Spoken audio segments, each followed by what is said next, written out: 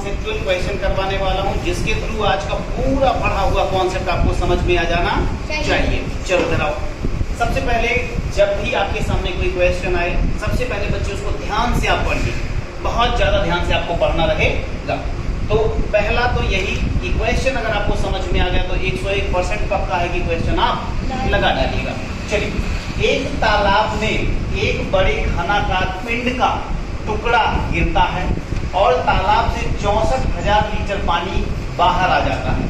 तो बताइए, क्या ये पूरी कंडीशन आपको समझ में आई? सपोज करिए कि आपके गांव के बाहर कोई एक तालाब है और रात में बहुत तेज तूफान आंधी ये सब आया और बादल गरजे, बिजलियां एकदम चमक रही हैं और उसी समय कोई सेलेस्टियल बॉडी आती है, कोई आकाशीय पिंड आके धम से गिरता है। किसमें?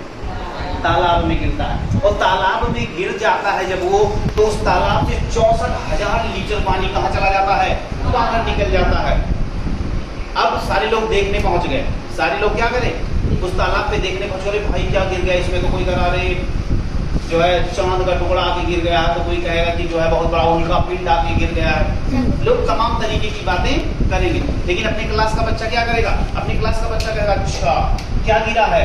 उल्का पिंड गिरा, कोई बात नहीं। कोई भी पिंड गिरे कोई मतलब नहीं है। पानी कितना बाहर निकला है? 64,000 लीटर। तो अपने क्लास का बच्चा तुरंत क्या जोड़ना घटाना शुरू करेगा, भाई चलो आओ बताते इसका आयतन कितना है, आओ बताते इसका विकर्ण कितना है, बात समझ में आ रही? और इसको बताते तो टोटल सरफेस एरिया कितना है, संपूर्ण पृष्ठ कितना है, और इसका बताते विकर्ण कितना है।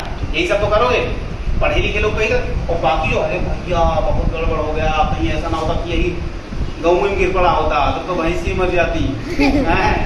कुछ लोग चल बसते, तो ये बातें करते, गलत बातें करते, निगेटिव बातें करते।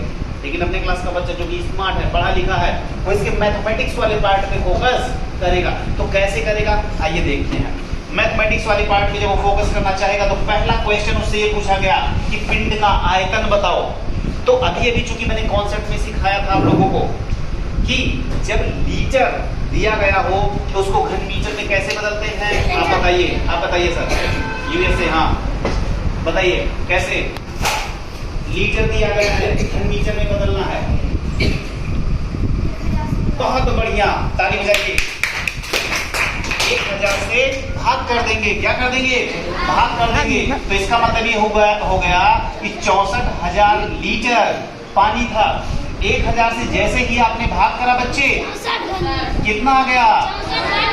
64 यानी 64 घन मीटर। मजा आया कि नहीं? इसका मतलब वो जो इतना बड़ा सा उल्का पिंड गिरा था उसका आयतन कितना था बच्चे? 64 घन मीटर था। चलिए अब थोड़ा सा बात और आगे बढ़ाते हैं। 64 घन मीटर कहोगे ना तो गांव के लोगों को समझ में नहीं आएगा, वो बोलेगा अरे क्या बकवास कर रहे हो, 64 घन मीटर, घन और मीटर क्या होता है, हमें नहीं समझ में आता। तब तुम्हें ये बताना पड़ेगा उसकी लंबाई इतनी थी, चौड़ाई इतनी थी, ऊंचाई इतनी थी, तब समझ अच्छा इतना बड़ा गिरा था, तब समझना। जैसे मान लो कोई बुढ़ा है जो बहुत ही कैसा है, एक मान लो कि एक बुढ़ा है और वो बुढ़ा बेचारा नहीं जा सकता। कहाँ नहीं जा सकता? दादाजी हैं आपके, वो नहीं जा सकते, तालाब पे नहीं जा सकते। अब तुम आओगे उनको कहानी बताओगे कि दादाजी इतना बड़ा उल्का पिंड गिरा है, आप नहीं गए देखने, तो क्या भैया देख रहा हूँ, पैरों में बड़ी दिक्कत है, कैसे जाए वहां पे? तो तुम तो कहेगा अच्छा तुम ही बता दो कि भैया कैसे कैसे क्या हुआ। तो तुम कहोगे कि 64 घन मीटर, तो तुरंत घर आएंगे आप, पता नहीं क्या हमको सिखाने आ गए, गणित सिखाने आ गए, अरे बताओ कितना बड़ा रहा। तो तुम कैसे कहोगे कि कितना बड़ा रहा?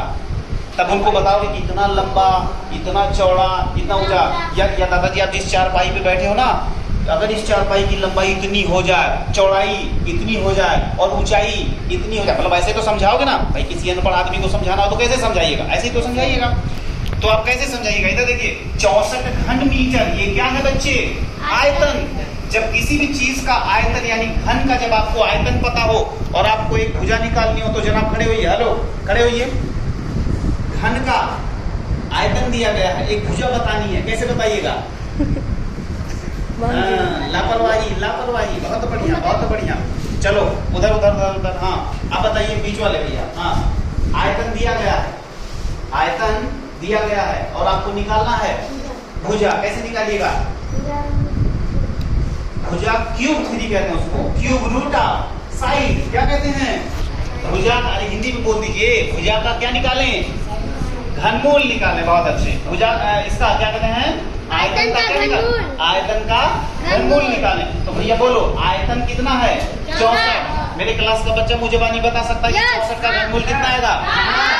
4 आएगा। 4 आएगा। लेकिन फिर भी जो बच्चे YouTube पे सीख रहे हैं अगर उनको नहीं आता 64 का घनमूल निकालना तो चलिए इधर आइए कमाओ जल्दी से।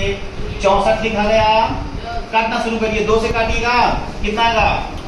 32। फिर 2 से काटिएगा 16। फिर 2 से काटिएगा 8। फिर 2 से काटिएगा फिर 2 से फिर 2 से।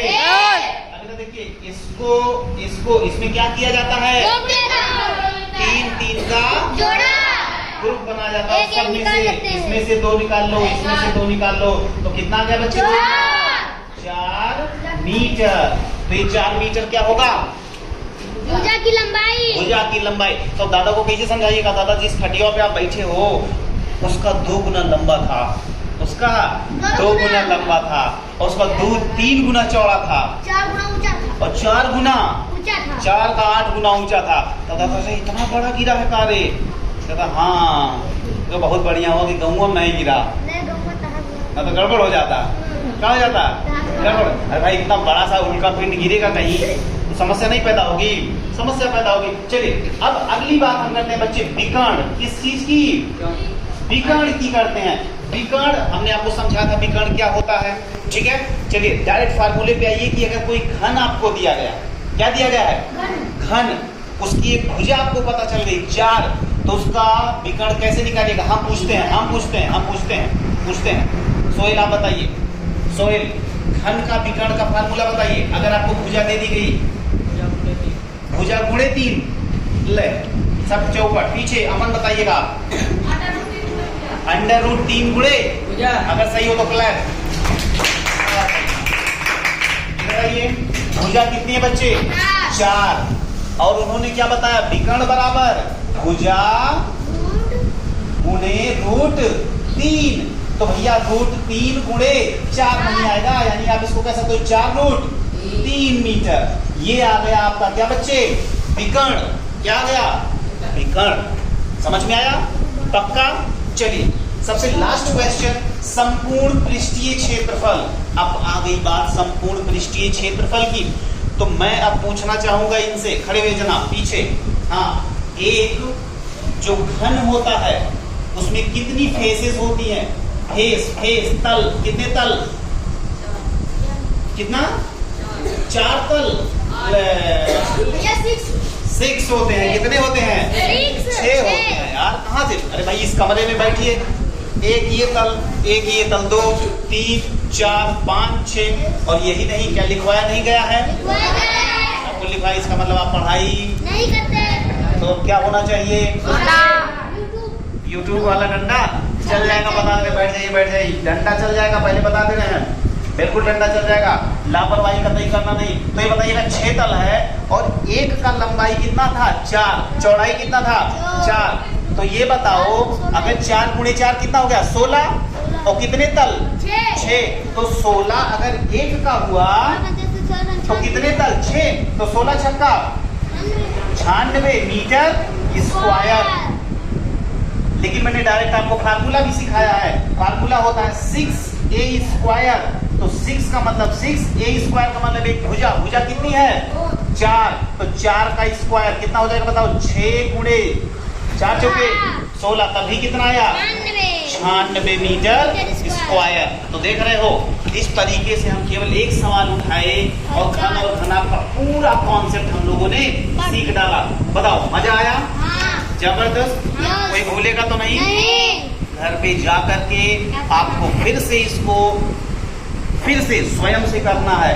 अगर बाई चांस आप फंसते हैं तो YouTube की वीडियो आपके लिए अपलोड हो जाएगी, वहां पे जाके फिर से देखिएगा। फिर ना समझ में आए अगले दिन आके हमसे फिर पूछिएगा। लेकिन कल आपकी नोट्स और साथ में फार्मूला की कॉपी आपकी जब होगी। ओके, चलिए डाउनलोड करिए।